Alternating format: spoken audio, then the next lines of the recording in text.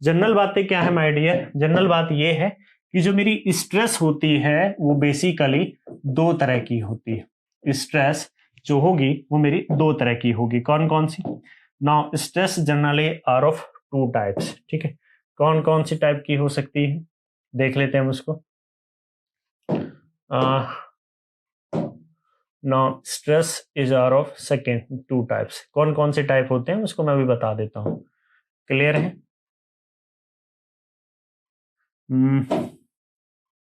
इसकी कलर कर लेते हैं।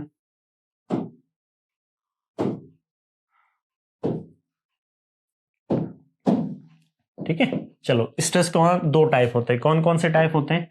नाउ द टाइप इज, एक होता है मेरा जनरली, एक होती है मेरी that is engineering stress. Now first one is the engineering stress. Stress होती है मेरी, एक होती है मेरी इंजीनियरिंग स्ट्रेस और दूसरी होती है मेरी ट्रू स्ट्रेस। इंजीनियरिंग स्ट्रेस और दूसरी होती है माय डियर मेरी ट्रू स्ट्रेस। क्लियर? दिल पे नहीं लेना ज्यादा, मैं बताऊंगा बस यहाँ पे कॉन्सेप्ट इसके पीछे।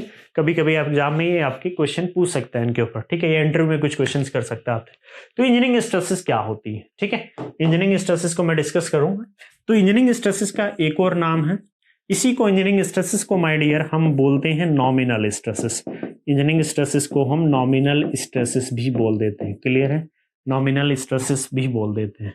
और ट्रू स्ट्रेस का एक और नाम होता है डेट इज एक्चुअल स्ट्रेस।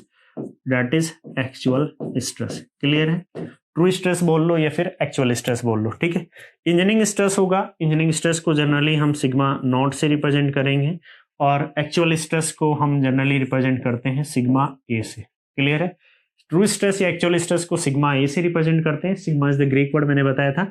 और इंजीनियरिंग स्ट्रेस या नॉमिनल स्ट्रेस को सिग्मा नॉट और आइदर सिग्मा से भी रिप्रेजेंट कर देते हैं। क्लियर? क्या होती हैं दोनों? अब बेसिक डिफरेंस देखना दोनों के बीच में।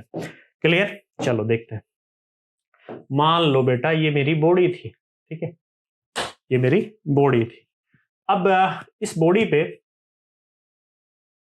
इस ये मेरी बॉडी थी, इस बॉडी पे आपने कुछ फोर्सेस अप्लाई कर दिए। ठीक है, इस बॉडी के दोनों एंड पे आपने फोर्सेस को अप्लाई कर दिया।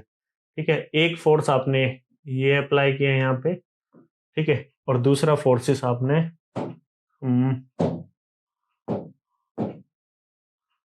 एक फोर्स आपने ये अप्लाई किया और दूसरे एंड पे आपने एक फोर्स ये अप्लाई कर दिया यहाँ पे। क्लियर?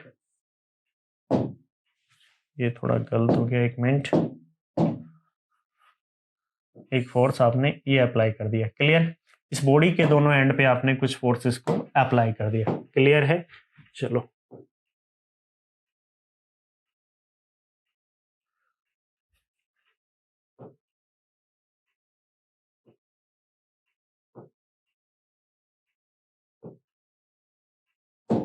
ठीक है, अब जब फोर्सेस अप्लाई करोगे तो मैंने बताया था डिफॉर्मेशन होगा, और सोम के अंदर तो हम डिफॉर्मेबल बॉडी की बात करते हैं हमेशा। तो जब डेटा डिफॉर्मेशन होगा तो मुझे ये बताओ कि बॉडी मेरी डिफॉर्म होने के बाद क्या इसी शेप में रहेगी? नहीं, बॉडी मेरी कुछ नई शेप को रिटेन कर लेगी। मान लो बॉडी मेरी कुछ इस तरह की शेप को मेरा डिफॉर्मेशन होने के बाद बॉडी कुछ इस शेप में चली गई। क्लियर है? Now the shape of the body is this. ठीक है, क्लियर सभी को? लोड लगने से पहले जो मेरा व्हाइट कलर में दिख रहा था बॉडी कुछ ऐसी थी। लोड मैंने जब दोनों एंड पे अप्लाई किए, जब मैंने दोनों एंड पे माय डियर मैंने लोड अप्लाई किया, एक लोड लगाया मैंने, पी इधर लगाया, पी इधर लगाया, तो मेरे कुछ डिफॉर्मेशन हो गए। चूंकि हम डिफॉर्मेबल बॉडी की तो स्टडी करते ही हैं। तो मान लो माय डियर कि अगर मेरी पहले लेंथ एल थी, पहले लेंथ कितनी थी? एल। ठीक है, L is the initial length. दोनों साइड में जो कुछ चेंजेस हुए, मान लो मेरा कुछ डिफॉर्मेशन हो गया दोनों एंड पे, इन दोनों एंड के डिफॉर्मेशन मिला के मान लीजिए हो गया एल नॉट। कितने हो गए? L nought. तो जो मेरी फाइनल लेंथ हुई, now the final length of the body is, मेरी लेंथ कुछ इंक्रीज की, the final length L dash is equal to L plus L nought. ठीक है, मेरी लेंथ कुछ इंक्रीज करके कितनी अमाउंट से इंक्रीज की? एस एल नॉट अमाउंट से इंक्रीज करके। क्लियर? अब मान लो मेरा पहले area of cross section my dear ये हुआ करता था।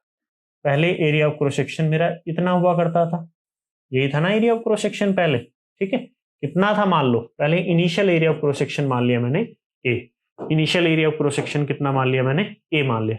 लेकिन जब आपने लोड लगाया तो एरिया ऑफ क्रॉस सेक्शन आपका ये बन गया, कितना हो गया एरिया ऑफ क्रॉस सेक्शन, ये हो गया, इसको मैंने मान लिया दैट इज ए डैश। कितना हो गया, ए डैश।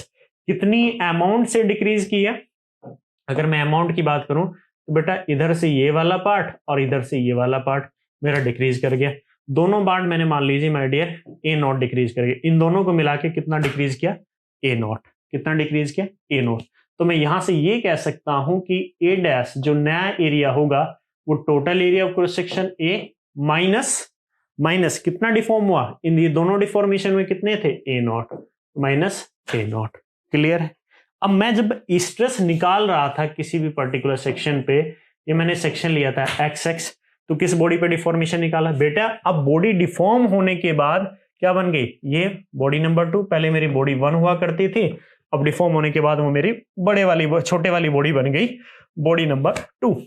तो मुझे ये बताओ अब मेरा एरिया ऑफ क्रॉस सेक्शन कितना होना चाहिए था, मेरा एरिया ऑफ क्रॉस सेक्शन, मेरा जो एरिया ऑफ क्रॉस सेक्शन है माय डियर ये होना चाहिए था, यही तो मेरा एरिया क्रॉस सेक्शन बचा है डिफॉर्मेशन होने के बाद, जिसको मैंने क्या नाम दिया है, दैट इज ए डैश। तो जब मैं स्ट्रेस को कैलकुलेट करता हूं माय डियर, जब मैं स्ट्रेस कैलकुलेट कर रहा हूं सिग्मा नॉट या फिर सिग्मा, तो मैं क्या लिख रहा हूं, उस सेक्शन पे मेरा कितना इंटरनल रेजिस्टिंग फोर्स है, कितना इंटरनल रेजिस्टिंग फोर्स है, मान लीजिए मैंने दैट इज डीपी इंटरनल, कितना इंटरनल रेजिस्टिंग फोर्स है, DP internal divided by actually मुझे क्या लिखना चाहिए था एरिया ऑफ क्रॉस सेक्शन, मुझे ए लिखना चाहिए था total area of cross section या ए डैश लिखना चाहिए था। तो आप बोलेंगे सर एक्चुअली में जो अब एरिया है वो ए डैश है ना कि ए, एरिया नहीं है अब, चूंकि बॉडी क्या कर चुकी है मेरी, डिफॉर्म कर चुकी है, और डिफॉर्म होने के बाद उसका जो एरिया है वो कितना है, ए डैश है ना कि ए। तो हम जब इंजीनियरिंग स्ट्रेस या नॉमिनल स्ट्रेस कैलकुलेट करते हैं हम तो original area of cross section लेते हैं, क्या लेते हैं, original area of cross section लेते हैं। वहीं दूसरे एंड पे जब माय डियर मैं यहाँ पे एक्चुअल स्ट्रेसेस कैलकुलेट करता हूँ सिग्मा ए, तो मैं क्या लेता हूँ सेक्शन पे कि मेरा उस सेक्शन पे इंटरनल रेजिस्टिंग फोर्स कितना है divided by actual area of cross section. Actual area of cross section कितना है, actual area of cross section मेरा, now actual area of cross section is small sorry A, this is the actual area. ठीक है, तो बस दोनों में ये डिफरेंसेस होता है, जब हम इंजीनियरिंग स्ट्रेसेस कैलकुलेट करते हैं या नॉमिनल स्ट्रेसेस कैलकुलेट करते हैं तो जिस सेक्शन पे मैं स्ट्रेसेस को कैलकुलेट कर रहा हूं उस सेक्शन पे मैं original area of cross section लेता हूं। क्लियर है, यानी कि एंटायर मैं डिफॉर्मेशन को कंसीडर नहीं करता। लेकिन जब मैं ट्रू स्ट्रेसेस या इंजीनियरिंग ट्रू स्ट्रेस या एक्चुअल स्ट्रेसेस को कैलकुलेट करता हूं तो जो मैं डिफॉर्मेशन लेता हूं, जो मैं एरिया लेता हूं मैं एक्चुअल एरिया लेता हूं। क्लियर है, क्या लूंगा मैं, actual area. Now A is the actual area, A is the actual area, और ये ए क्या है मेरा, that is the original area. ये क्या है माय डियर मेरा, now this is the original area. Clear है, एक छोटा सा टॉपिक है इंजीनियरिंग स्ट्रेस या ट्रू स्ट्रेसेस के बारे में, इनके बीच में कुछ रिलेशंस होते हैं वो मैं आगे बताऊंगा आपको, जब मैं स्ट्रेन बताऊंगा आपको तब मैं आपको पढ़ाने वाला हूं उसको। ठीक है, ये मैंने बता दिया जनरली, जस्ट ऐसे ही आपके एग्जाम में हो सकता है एक पॉइंट पूछ ले। ये भी पूछ सकता है कि इंजीनियरिंग स्ट्रेसेस में हम टोटल क्रॉस सेक्शन लेते हैं या डिफॉर्म होने के बाद का एरिया लेते हैं, तो आप बोलेंगे सर ओरिजिनल एरिया लेते हैं। क्लियर, और ट्रू स्ट्रेसेस और एक्चुअल स्ट्रेसेस के अंदर हम जो एरिया लेते हैं वो एक्चुअल एरिया कितना है उसको कंसिडर करते हैं। क्लियर है माय डियर, अरे क्लियर है। चलो, वैसे ये पढ़ना नहीं है, इतना कुछ डिटेल में हमें जाना नहीं है, आगे मैं इनके बीच एक रिलेशनशिप आपको बताऊंगा, बस उसको देखेंगे हम आगे। क्लियर है, अरे क्लियर है, बस इतना ही समझना था आपको। क्लियर है, अब आगे पढ़ेंगे हम क्लासिफिकेशन ऑफ स्ट्रेसेस, रिप्रेजेंटेशन कैसे करते हैं, क्लासिफिकेशन कैसे करते हैं। मेरी बात ध्यान से सुनना। अब मुझे ये बात बताओ, जनरली आपने यार पढ़े हुए बच्चे हैं सभी, तो स्ट्रेन क्या होती है, सब बोलेंगे sir deformation produce per unit length, किसी भी बॉडी के यूनिट लेंथ में कितना डिफॉर्मेशन प्रोड्यूस हो रहा है उसी को हम बोलते हैं स्ट्रेन।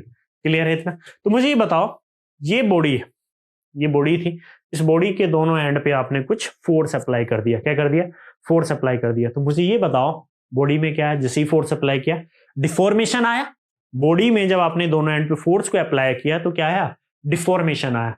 उस डिफॉर्मेशन को रजिस्ट करने के लिए हर एक सेक्शन पे मेरा क्या डेवलप हुआ, इंटरनल रजिस्टिंग फोर्स डेवलप हुआ। क्या डेवलप हुआ, इंटरनल रजिस्टिंग फोर्स। तो मुझे ये बताओ, इस बॉडी में अगर डिफॉर्मेशन ही ना आए, लोड लगने के बाद इस बॉडी में डिफॉर्मेशन ही ना डेवलप हो, जब डिफॉर्मेशन ही नहीं आएंगे तो बेटा इंटरनल रेजिस्टिंग फोर्स डेवलप होगा कभी?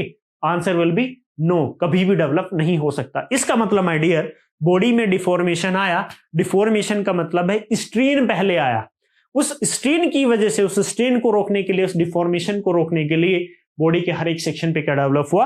इंटरनल रेजिस्टिंग फोर्स डेवलप हुआ। इसका मतलब स्ट्रेसेस डेवलप हुए। तो अगर आपसे पूछता है कि किसी भी मटेरियल या किसी भी बॉडी के अंदर पहले स्ट्रेसेस आते हैं कि स्ट्रेन आते हैं, तो आपका आंसर क्या होगा कि सर बॉडी के अंदर सबसे पहले स्ट्रेस आया, सॉरी स्ट्रेन आता है, फिर स्ट्रेस आता है। Strain is the main cause of stress. जो मेरा स्ट्रेन है that is the main cause of stress. Clear है? चलो इसी बात पे एक बड़ी अच्छी अच्छी बात है, अच्छी अच्छी बातें क्या, बड़े अच्छे अच्छे बच्चे हैं आप, तो कुछ अच्छी अच्छी बात कर लेते हैं। बात क्या करते हैं, मान लीजिए माय डियर कि अच्छी सी बात करते हैं, होपफुली आप सब आंसर दे पाएंगे। चलिए देखिए, ये एक जनरल क्वेश्चन है, जनरल क्वेश्चन आपके ऐसे पूछ सकता है क्वेश्चन, कोई बड़ी बात नहीं है। आप मुझे खुद आंसर बताएंगे। आप बड़े काफी अच्छे कॉन्सेप्ट आप पढ़े हैं भी आपने स्ट्रेसेस को रिलेटेड, तो होपफुली आप मेरे को आंसर जरूर करेंगे। क्लियर? चलो बेटा देखो, ध्यान से, दिमाग नहीं लगाना ज्यादा।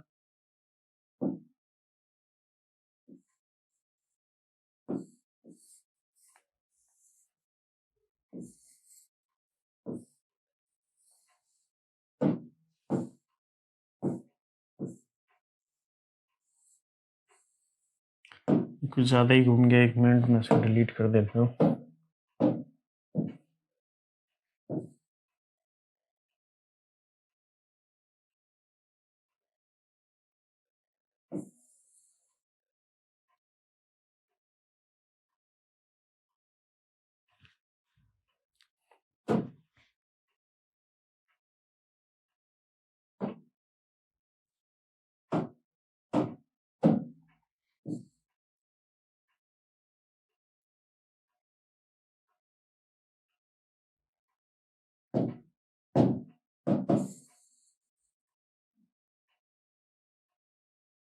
थोड़ा सा सब्र रखना है आपको, बस 2 मिनट रुकिए, मैं आपका क्वेश्चन तैयार कर रहा हूँ यहाँ पे।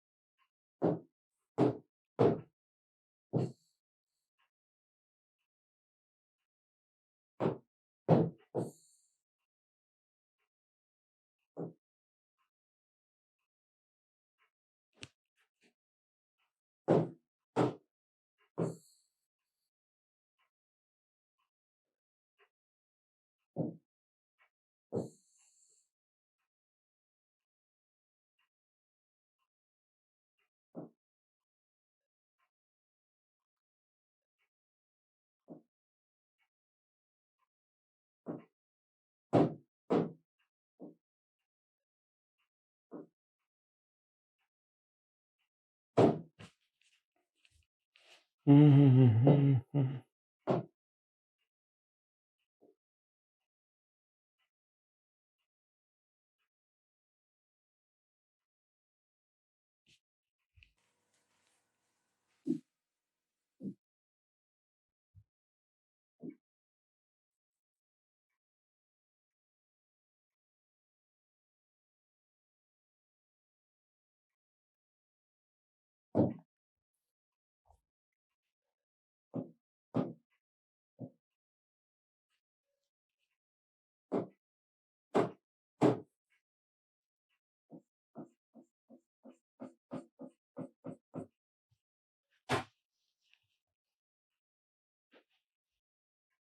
आप लोग सोच रहे होंगे कि ये क्या चल रहा है, लेकिन आपकी मैं कॉन्सेप्ट चेक करना चाहता हूँ कि एक्चुअली मैंने आपको कुछ सिखाया कि नहीं, या आपने कुछ सीखा कि नहीं, या सिंपली आप लोगों ने रट लिया।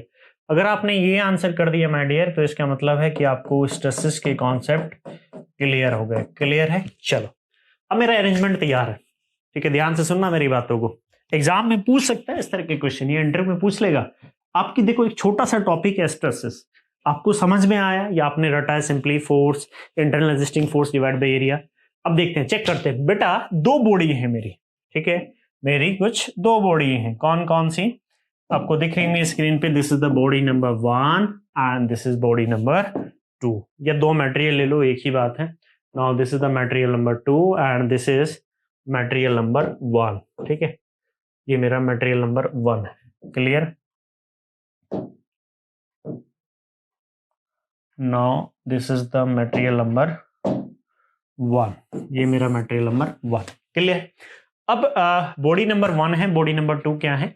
सिंपली दो व्हील के ऊपर रखिए। जो फर्स्ट बॉडी है ये मेरा एक स्मूथ सरफेस है। Now this is smooth surface, ये दोनों स्मूथ सरफेस के ऊपर है। क्लियर? ये भी मेरा स्मूथ सरफेस है और ये भी मेरा क्या है? स्मूथ सरफेस है। ये भी मेरा माय डियर क्या है? Smooth surface. दोनों मेरे जो सरफेसेस हैं वो स्मूथ सरफेस है। दोनों सरफेसेस पे मेरी एक बॉडी रखी है दो व्हील के ऊपर, ठीक है? स्मूथ सरफेस है तो फ्रिक्शन तो होगा नहीं, फ्रिक्शन जीरो है, यानी कि मेरा यहाँ से जो फ्रिक्शन फोर्स जनरेट हो सकता है इधर भी जीरो है, फ्रिक्शन फोर्स इधर भी जीरो है माय डियर, और जो फ्रिक्शन फोर्स है वो इधर भी मेरा जीरो है। दोनों साइड मेरा फ्रिक्शन फोर्स क्या है? जीरो है, क्योंकि स्मूथ सरफेस है। तो अगर मान लो मैं बॉडी 1, इस बॉडी 1 पे मैंने कोई फोर्स लगाया P इधर, और दूसरी बॉडी पे मैंने फोर्स लगाया P इधर, तो मुझे ये बताओ दोनों में से स्ट्रेसेस क्या दोनों में डेवलप होंगी, या एक में डेवलप होगी दूसरी में नहीं? 1 में डेवलप होगी 2 में नहीं होगी, या 1 में डेवलप नहीं होगी 2 में डेवलप होगी, या दोनों में ही स्ट्रेसेस डेवलप होंगी? क्लियर? मेरा क्वेश्चन ध्यान से समझना। दो बॉडी हैं, बॉडी नंबर 1 एंड बॉडी 2 किसी स्मूथ सरफेस के ऊपर व्हील्स पे रखी हुई हैं। स्मूथ सरफेस है तो फ्रिक्शन फोर्स मेरा जीरो है। अब ये जो बॉडी है 2, इसको एक स्ट्रिंग की हेल्प से माय डियर, ये एक मेरी स्ट्रिंग है, रस्सी है, इस स्ट्रिंग की हेल्प से एक रिजिड वॉल से क्या कर दिया गया है? कनेक्ट कर दिया गया है। लेकिन जो बॉडी नंबर 1 है वो सिंपली क्या रखी है? ऐसे रखी हुई है सरफेस के ऊपर। तो माय डियर मैंने एक फोर्स लगाया P इधर, एक फोर्स लगाया मैंने P इधर।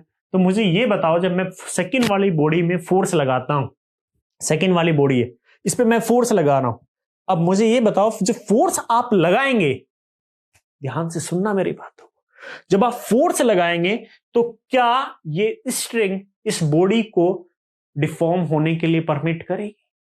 क्या डिफॉर्म होने के लिए परमिट करेगी? यस बेटा, डिफॉर्मेशन तो होगा, लेकिन ये जो स्ट्रिंग है इस फोर्स के अगेंस्ट में, इस फोर्स के अगेंस्ट में क्या करेगी?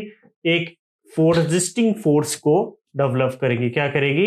एक रेजिस्टिंग फोर्स ऑफर करेगी। क्या करेगी माय डियर? एक रेजिस्टिंग फोर्स ऑफर करेगी। कौन? ये जो मेरी स्ट्रिंग थी, ये फोर्स P के रेस्पेक्ट में, इस P जैसे ये फोर्स P लगेगा तो ये स्ट्रिंग क्या करेगी? उसको रोकने की कोशिश करेगी, एक रेजिस्टिंग फोर्स को ऑफर करेगी।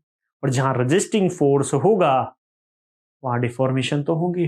जब बेटा ये डिफॉर्मेशन, ये रेजिस्टिंग फोर्स देगी तो ऑब्वियस सी बात है कि इस बॉडी 2 के मॉलिक्यूल्स क्या होंगे? डिफॉर्म होने की कोशिश करेंगे, लेकिन वो क्या होंगे?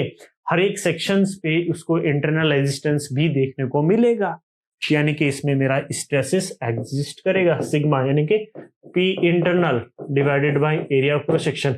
इस कंडीशन में मेरा जो इंटरनल रेजिस्टिंग फोर्स होगा उसकी वैल्यू एग्जिस्ट करेगी, तो इसका मतलब मेरी स्ट्रेसेस भी इसमें एग्जिस्ट करेगी। क्लियर है? चलो फर्स्ट कंडीशन में ऐसी कोई ये नहीं दिया कि वो स्ट्रिंग से कनेक्टेड है। जब आप सिंपली इस बॉडी पे फोर्सेस लगाओगे P उस डायरेक्शन में, जब माय डियर फोर्सेस अप्लाई करोगे तो ये बॉडी क्या करेगी? सिंपली इस सरफेस के ऊपर रोल आउट कर जाएगी। उसको रोकने के लिए, इस फोर्स P को रोकने के लिए माय डियर कोई भी रेजिस्टिंग फोर्स डेवलप नहीं हुआ है। मैंने ये नहीं कहा माय डियर कि यहां पे भी मेरा एक दूसरा फोर्स लगा है P, नहीं, ये मैंने बिल्कुल नहीं कहा है। दूसरे एंड पे कोई फोर्स नहीं लगा है, केवल एक एंड पे फोर्स लगा है। क्या लगा है? एक एंड पे ही फोर्स लगा है। क्लियर है? जब ये इस एंड पे फोर्स लगेगा तो क्या डिफॉर्मेशन होंगे? यस बेटा, बॉडी में तो कुछ ना कुछ हल्के डिफॉर्मेशन होंगे, या माइन्यूट डिफॉर्मेशन हो, डिफॉर्मेशन तो होंगे, लेकिन क्या रेजिस्टेंस डेवलप होगा किसी भी सेक्शन पे? बॉडी के अंदर कोई भी सेक्शन ले लो आप, ये ले लिया मैंने सेक्शन एक्स एक्स, क्या सेक्शन एक्स एक्स पे कोई इंटरनल रेजिस्टिंग फोर्स डेवलप होगा? नहीं, क्योंकि इसको मोशन का अपोज करने के लिए मेरे पास कोई भी मीडियम अवेलेबल नहीं है। या मोशन को अपोज करने के लिए स्ट्रिंग मेरे पास एक मीडियम अवेलेबल था, वहां पे मेरे पास कोई भी मीडियम अवेलेबल नहीं है उस फोर्स पी को रोकने के लिए, जो इसका क्या कर रहा है, जिसको डिफॉर्मेशन प्रोवाइड कर रहा है, जो उसको क्या कर रहा है, डिफॉर्मेशन प्रोवाइड कर। तो माय डियर, मुझे ये सोच के बताओ कि क्या कंडीशन नंबर 1 में आपका स्ट्रेस जनरेट होगा या फिर नहीं होगा? आपका स्ट्रेस जनरेट होगा या फिर नहीं होगा?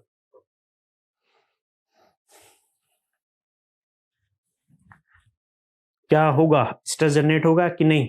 Answer will be no. और बेटा ऐसे ही डिफॉर्मेशन को, बॉडी डिफॉर्म तो कर रही है बेटा, मूव तो कर रही है, बॉडी डिस्प्लेस तो करेगी, बॉडी डिस्प्लेस तो कर रही है, लेकिन उसमें कोई भी रेजिस्टिंग फोर्स डेवलप नहीं हो रहा है, तो बेटा ऐसी कंडीशन को हम बोलते हैं रिजिड बॉडी मोशन। क्या बोलते हैं इसी को? We call it rigid body motion. क्या बोलेंगे माय डियर इसको? We call it rigid body motion. अब बोल रहे होंगे कि सर ये क्वेश्चन आपने हमसे क्यों पूछा? क्योंकि बेटा एग्जाम में आएगा। एग्जाम में देखो क्या पूछता है, एग्जाम में पूछता है कि ये एक सिंपली सपोर्टेड बीम है, ये एक सिंपली सपोर्टेड बीम है, ये इधर भी रोलर पे रखा हुआ है और ये इधर भी रोलर पे सपोर्ट पे रखा हुआ है। दूसरे एंड पे एक और बीम है मेरा। Now this is the beam. दूसरे एंड पे एक एंड मेरा हिंज है और दूसरा एंड मेरा रोलर है। दूसरा एंड क्या है मेरा? रोलर। एक एंड मेरा हिंज है और दूसरा एंड मेरा रोलर है। जब आप पी फोर्स अप्लाई करोगे दोनों एंड पे, यहाँ पे भी आपने पी फोर्स अप्लाई कर दिया, यहाँ पे भी आपने पी फोर्स अप्लाई कर दिया, तो मुझे क्या बताओगे? इस पी फोर्स के रेस्पेक्ट में रोलर है, रोलर के ऊपर तो सिंपली क्या करेगा, वो रोल आउट कर जाएगा। लेकिन हिंज क्या करती है? हिंज हॉरिजॉन्टल और वर्टिकल दोनों डायरेक्शन में क्या करती है? रेजिस्टेंस ऑफर करती है। तो ये हिंज इसको आगे मूव नहीं करने देगी, यानी कि ये हिंज क्या करेगी? एक इंटरनल रेजिस्टिंग फोर्स इस बॉडी के लिए डेवलप करेगी। अब जब ये रेजिस्टिंग फोर्स डेवलप करेगी अपोजिट डायरेक्शन में माय डियर, तो बॉडी क्या करेगी? डिफॉर्म करेगी। जब बॉडी डिफॉर्म करेगी तो हर एक सेक्शन पे मेरे इंटरनल रेजिस्टिंग फोर्स डेवलप होगा, और जब इंटरनल रेजिस्टिंग फोर्स डेवलप होगा तो माय डियर मेरी स्ट्रेसेस भी डेवलप होंगे। लेकिन ऑन दी अदर हैंड ये भी मेरा रोलर है, ये भी मेरा रोलर सपोर्ट है और ये भी मेरा रोलर सपोर्ट है, या फिर इस कंडीशन को आप ऐसे भी दिखा सकते थे। Now this is the beam, ठीक है, ये भी रोलर है माय डियर और ये भी क्या है? रोलर। ये भी रोलर है, ये भी मेरा रोलर है। दोनों एंड पे आपने फोर्स लगा दिया पी। और जब फोर्स लगाओगे तो बेटा ये एंड भी रिस्टेंड नहीं है ना, ये एंड रिस्टेंड है, ये इसके ऊपर भी सिंपली रोल आउट कर जाएगा, ये इसके ऊपर भी सिंपली रोल आउट कर जाएगा। क्या बॉडी में डिफॉर्मेशन होगा? नहीं होगा, बॉडी में डिफॉर्मेशन नहीं हुआ, लेकिन बॉडी में डिस्प्लेसमेंट तो हो रहा है ना। बॉडी अपनी जगह से क्या करेगी? डिस्प्लेस तो करेगी। तो बेटा इस कंडीशन में क्या स्ट्रेसेस डेवलप होंगे? बॉडी में डिफॉर्मेशन डेवलप हुए? नहीं बेटा, बॉडी में कोई भी डिफॉर्मेशन डेवलप नहीं होंगे। आप कोई भी सेक्शन ले लो, ये सेक्शन एक्स एक्स, ये मेरा सेक्शन वाई वाई, किसी भी सेक्शन पे मेरी कोई भी डिफॉर्मेशन डेवलप नहीं होगा। जब बॉडी में कोई भी डिफॉर्मेशन डेवलप नहीं होगा तो क्या मेरी स्ट्रेसेस जनरेट होंगे? नहीं, आंसर विल बी नो, यानी कि stresses will be zero. Stresses कितने होंगे? जीरो होगा। तो बॉडी में डिफॉर्मेशन नहीं होगा तो स्ट्रेसेस भी मेरे जनरेट नहीं होंगे। तो बेटा जब ये फोर्स लगेगा तो बीम क्या करेगा? सिंपली इन सपोर्ट के ऊपर से रोल आउट कर जाएगा। और ऐसी मोशन को हम क्या बोलते हैं? We call it rigid body motion. क्या बोलते हैं? Rigid body motion. Displacement of the body without development of deformation in the body। Body में बिना डिफॉर्मेशन डेवलप हुए पूरी बॉडी का डिस्प्लेस हो जाना ही क्या है? मेरा रिजिड बॉडी मोशन होता है। शायद ये वर्ड आपने सुना होगा स्टील स्ट्रक्चर में जब आप प्लास्टिक एनालिसिस पढ़ते हैं। जब आप क्या पढ़ते हैं? Plastic analysis. बॉडी की पूरी बॉडी क्या कर जाती है? डिस्प्लेस कर जाती है अपनी जगह से, लेकिन बॉडी में कोई डिफॉर्मेशन डेवलप नहीं हुआ है, कोई भी स्ट्रेसेस जनरेट नहीं हुए हैं।